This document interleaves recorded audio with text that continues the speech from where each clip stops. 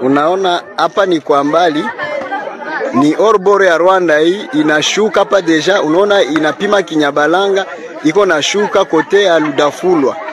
Unaona inatokea njoo hapa, inatokea hapa njoo inatokea hapa kunyange Nyamirundi. RDC. Les RDF entrent au sud Kivu via Cyangugu sur le lac Kivu. Image exclusive révélée. Des rapports récents des habitants proches du lac Kivu révèlent que les forces militaires rwandaises effectuent des incursions significatives en RDC, avec des images capturant des bateaux de la RDF quittant Nyamirundi, dans le district de Nyamasheke, Cyangugu, et traversant vers la RDC. Les ambitions de Kagame semblent claires, une attaque totale contre Bukavu et les régions environnantes. Mais que signifie cela pour l'avenir de la RDC? Le gouvernement congolais et son armée agiront-ils de manière décisive en défense ou seront-ils pris au dépourvu alors que les plans agressifs du Rwanda se déroulent? Cette vidéo examinera de manière critique l'escalade dangereuse de Kagame et la menace imminente pour la souveraineté de la RDC.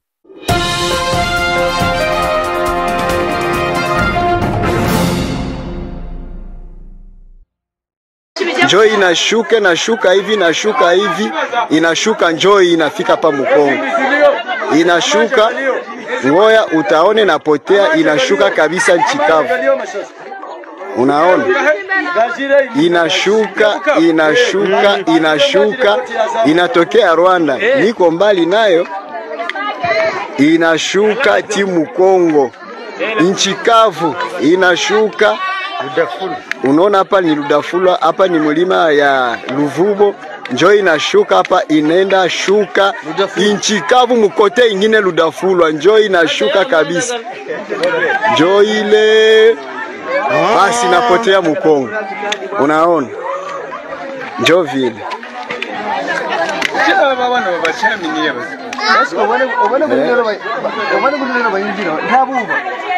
Kwenda tokea njoo kule nashuka hivi, nashuka napotea huku Mukongo. Inatambuka Kisanga Kinyabalange na shuka nchikavu. Les récentes activités militaires de Paul Kagame contre la République démocratique du Congo, RDC, ne doivent pas rester sans réponse. Kagame, longtemps salué par certains comme un dirigeant visionnaire, a révélé ses véritables intentions ces derniers mois. Et il est temps que le monde prenne en compte la crise croissante entre le Rwanda et son voisin.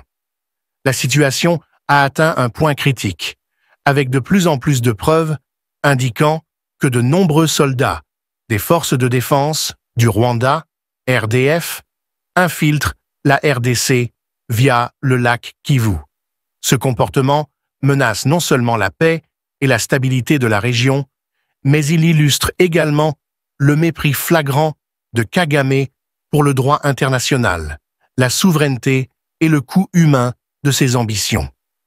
Les rapports des habitants du district de Nyamasheke, au Rwanda, ont confirmé le mouvement des troupes de la RDF en territoire congolais, avec des images montrant des bateaux de la RDF traversant la frontière.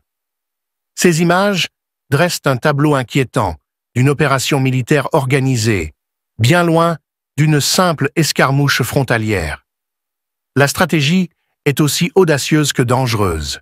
Kagame prévoit de cibler Bukavu, une ville stratégique de la RDC, et pourrait lancer des attaques simultanées depuis plusieurs directions, y compris Cyangugu.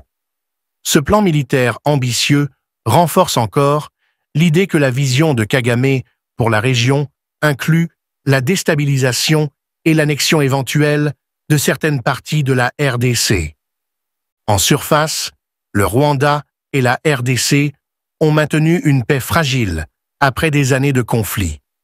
Pourtant, Kagame a continuellement alimenté les tensions, cherchant à exercer son influence sur les richesses naturelles de la RDC et sa position géopolitique en Afrique centrale.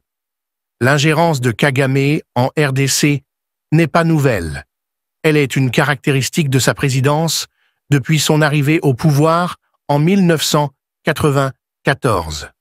Le Rwanda a longtemps été accusé de soutenir des groupes rebelles dans l'est de la RDC, contribuant à la violence persistante qui ravage la région depuis des décennies.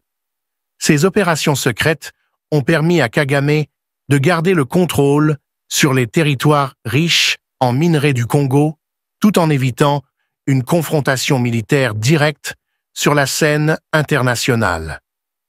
Cependant, Kagame ne fait plus semblant de jouer la carte de la diplomatie ou de la retenue. Les incursions militaires en RDC, illustrées par les images des habitants près du lac Kivu, rappellent brutalement la posture agressive du Rwanda. Ce qui est encore plus alarmant, c'est que les intentions de Kagame sont désormais à découvert. L'idée d'une attaque contre Bukavu, l'une des villes les plus vitales de la RDC, est passée d'une opération secrète à un objectif connu. Le plan consiste à avancer depuis plusieurs fronts. Cyangugu, à l'intérieur même de Bukavu, grâce à des infiltrés, et depuis Goma. Un tel mouvement annonce une escalade à haut risque qui menace de briser des années d'efforts fragiles pour la paix. La question qui se pose maintenant est la suivante. Le gouvernement congolais, sous la direction du président Félix Tshisekedi, prendra-t-il les mesures nécessaires pour protéger sa souveraineté et défendre ses citoyens? La menace posée par le régime de Kagame n'est pas seulement militaire, mais aussi politique et économique. La stratégie de Kagame semble être conçue pour affaiblir la stabilité de la RDC en semant l'instabilité dans les provinces orientales, créant ainsi un environnement où son influence peut s'épanouir. Cette tactique rappelle des interventions passées où le Rwanda a exploité les conflits et le chaos pour en tirer des avantages économiques, notamment dans le secteur minier.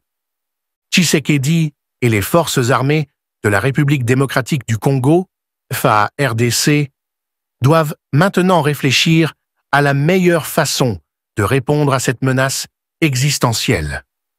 Malgré des capacités militaires considérables, l'armée congolaise est affaiblie par des conflits internes et l'instabilité économique. Les ressources des FARDC sont limitées et leur capacité à contrer efficacement l'armée rwandaise, technologiquement plus avancée et mieux financée, reste incertaine.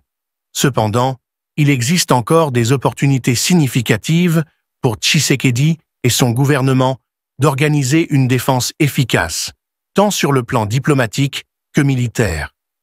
D'un point de vue diplomatique, la communauté internationale doit reconnaître l'escalade dangereuse de Kagame et tenir le Rwanda pour responsable. Les Nations unies et l'Union africaine doivent agir immédiatement pour condamner ces incursions et faire pression sur le Rwanda afin qu'il cesse ses actions agressives. La RDC a trop longtemps été victime d'interventions étrangères, et cette dernière manœuvre de Kagame constitue un défi direct à la souveraineté d'un pays déjà en proie à la pauvreté, aux conflits et aux épidémies.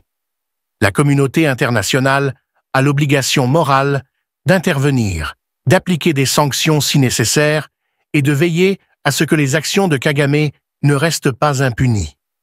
Sur le plan militaire, Tshisekedi et les FARDC doivent adopter une approche stratégique pour défendre leurs frontières. L'armée congolaise doit être prête à réagir rapidement aux tentatives d'infiltration des forces de Kagame, en particulier dans les zones stratégiques proches du lac Kivu et de Bukavu. De plus, la RDC doit renforcer ses alliances avec des pays voisins et l'Angola, qui ont historiquement partagé un intérêt commun pour la stabilisation de la région. Cet arrangement de sécurité collective pourrait contrebalancer les efforts de Kagame visant à déstabiliser la région. Les actions de Kagame représentent une nouvelle phase dangereuse du conflit entre le Rwanda et la RDC. Ces incursions militaires, révélées par des témoignages et des images montrant des bateaux de la RDF entrant en RDC, indiquent une tentative claire et délibérée de déstabiliser la région et d'étendre l'influence du Rwanda aux dépens de la souveraineté congolaise. Les ambitions de Kagame en RDC reposent sur une stratégie combinant des éléments économiques, politiques et militaires qui visent à affaiblir la RDC et à renforcer le contrôle du Rwanda sur ses ressources. La RDC, sous la présidence de Tshisekedi, doit agir avec détermination pour protéger ses frontières, ses citoyens et son avenir. Un échec à répondre avec force et résolution ne fera qu'encourager Kagame et son régime, entraînant une instabilité régionale encore plus grande. Le gouvernement congolais doit agir maintenant, avec le soutien de la communauté internationale, pour s'assurer que l'agression imprudente du Rwanda rencontre une résistance ferme. Le moment est venu de tenir tête à Kagame, avant que ses ambitions sur Bukavu et le reste de la RDC ne deviennent une réalité. La souveraineté de la RDC et la sécurité de son peuple en dépendent.